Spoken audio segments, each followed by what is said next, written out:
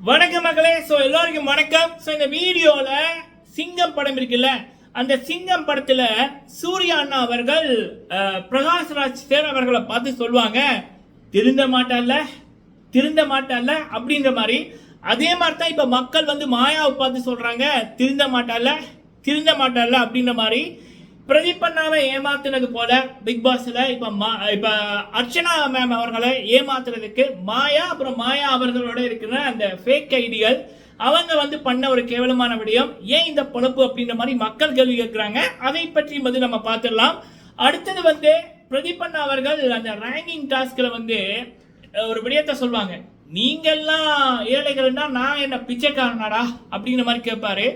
அந்த காலம் உண்மையை வெளிச்சம் போட்டு காமிக்கும் அப்படின்னுவார்கள்ல, அதே மாதிரி தங்களுடைய வாயாலேயே நாங்கெல்லாம் ஏழைகள், நாங்கள் எல்லாம் மிடில் கிளாஸ் அப்படின்னு சொன்னவர்கள் தங்கள கால வாயாலேயே அவங்களுடைய உண்மையை காமிச்சிருக்கார்கள். அது என்ன அப்படி என்பதை பார்க்கலாம். சரிங்களா? ஃபுல்லா பாருங்க, லைக் பண்ணுங்க. ஃபர்ஸ்ட் டைம் வந்திருக்கீங்க அப்படின்னா மறக்காம சப்ஸ்கிரைப் பண்ணுங்க. உங்களுடைய கருத்துக்களை தவறாம சொல்லுங்க மக்களே. ஓகே, ஃபர்ஸ்ட் நம்ம அர்ச்சனா மேம் அவர்களிடம் மாயாவோட நாடகம் அண்ட் எதற்கு அப்படின்றத பார்க்கலாம். இப்போ மாயாவை பார்த்தீங்கன்னா அவங்க டோட்டலி காலி அப்படின்னு தான் சொல்லணும். சரிங்களா? ஏன்னா இப்போ ஒருத்தங்களை ஒரு படம் எடுக்கக்குள்ள தயாரிப்பாளர்கள் அவங்களோட காணிகளை விற்று, அவங்களோட வீட்டை விற்று, அம்மா மனைவி அவங்களுடைய நகைகளை விற்று தான் ஒரு படத்தை எடுக்கிறாங்க.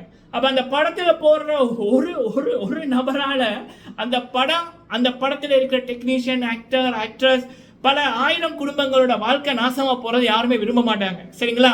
ஸோ இப்போ சமீபத்தில் கூட நிக்ஷன் ஒரு ஃபங்க்ஷனுக்கு போயிருந்தாரு, ஒரு ஃபோட்டோ போட்டிருந்தாரு, மக்கள் கழுவி ஊற்றிட்டாங்க.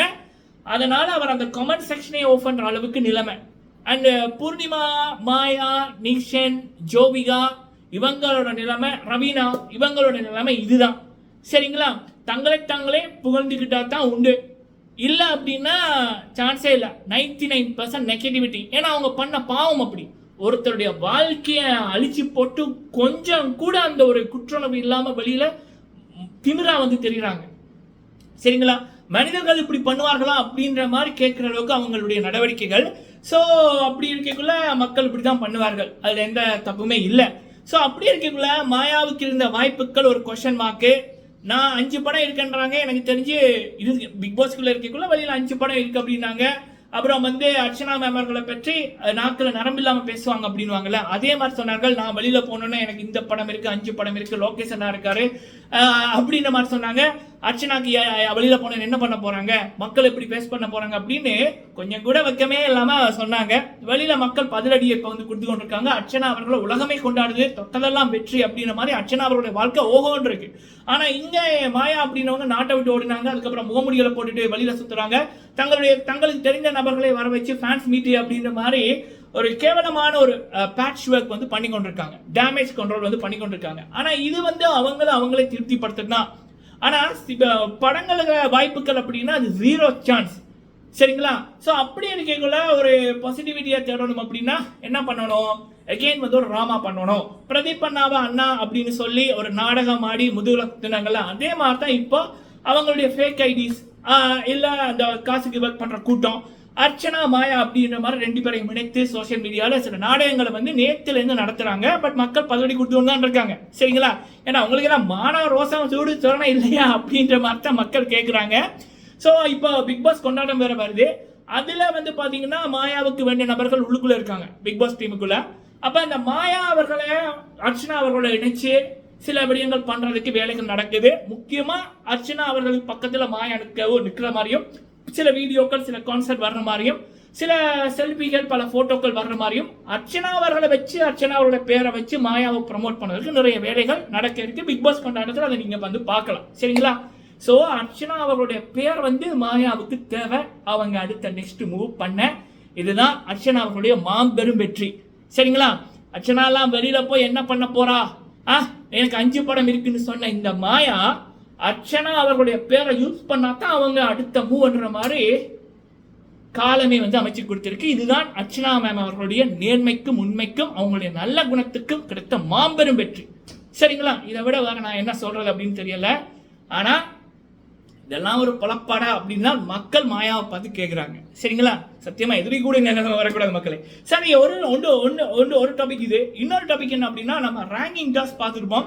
அதில் பிரதீப் அண்ணா அவர்கள் வந்து அந்த ரேங்கிங் டாஸ்கில் உண்மையிலேயே கஷ்டப்பட்ட குடும்பத்திலிருந்து வந்தவர் பிரதீப் அவர்கள் தான்.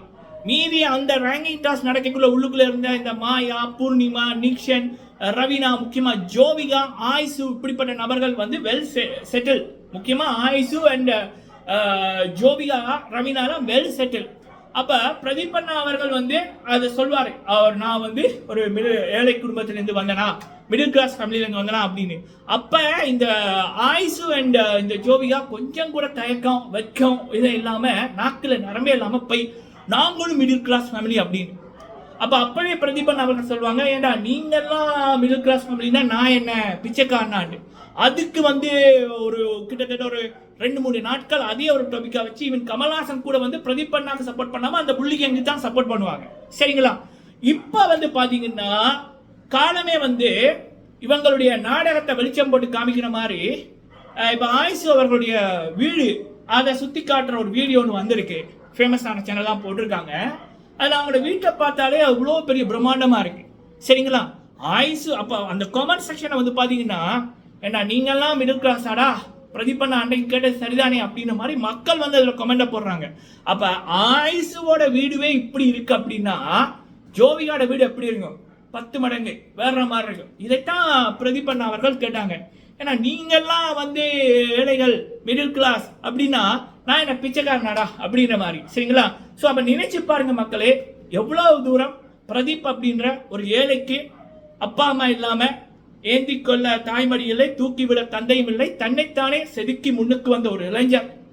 அவ இந்த பிக் பாஸ் தான் எதிர்காலம் அப்படின்னு வந்த ஒரு இளைஞர் தன்னுடைய நல்ல குணம், தன்னுடைய திறமையின் மூலம் மக்கள் சக்திய மக்கள் மனதை வென்று முன்னுக்கு போய் கொண்டிருந்த இளைஞர்களுக்கு எவ்வளவு தூரம் இந்த புள்ளி கேங், இந்த பிக் பாஸ் டீம் எவ்வளவு தூரம் துரோகம் வந்து பண்ணியிருக்கு கமல்ஹாசன் தலைமையில் அப்படி என்பதை இந்த காலம் திரும்பவும் குறும்படம் போட்டு வெளிச்சம் போட்டு காமிச்சு கொண்டிருக்கின்றதான் உண்மை. சரிங்களா? ஆனா இப்படிப்பட்ட ஒரு துரோகத்தை ஒருத்தருக்கு பண்ணி போட்டு ஒருத்தருடைய வாழ்க்கை இப்ப லைவ் 65 கேமரா இருக்கு, 24 மணி நேரம் போட்டபடியா நமக்கு உண்மை தெரிஞ்சுது. மக்கள் பிரதீப் அண்ணா பக்கம் இருக்காங்க. அப்ப சீசன் 5 எல்லாம் வந்து பாத்தீங்கன்னா 247 இல்ல. அப்ப இந்த சீசன் 7ல லைவ் மட்டும் இல்லைன்னா பிரதீப் அவர்களுடைய வாழ்க்கை, அவருடைய லைஃப், அவரு கூட இருக்கிற சொந்தங்கள் பந்தங்களோட நிலைமை என்ன? ஆனா அந்த ஒரு குற்றுணர்வு கூட இல்லாம இந்த மாயா, பூர்ணிமா, நிக்ஷன், ஜோவிகா, ரவீனா போன்ற நபர்கள் இருப்பதுதான் சத்தியமா. இப்ப எனக்கெல்லாம் ஒரு சின்ன எறும்புக்கு துரோகம் பண்ணா கூட எனக்கு ஒரு நாளைக்கு அந்த ஒரு குற்றுணர்வு ஒன்று இருக்கும்.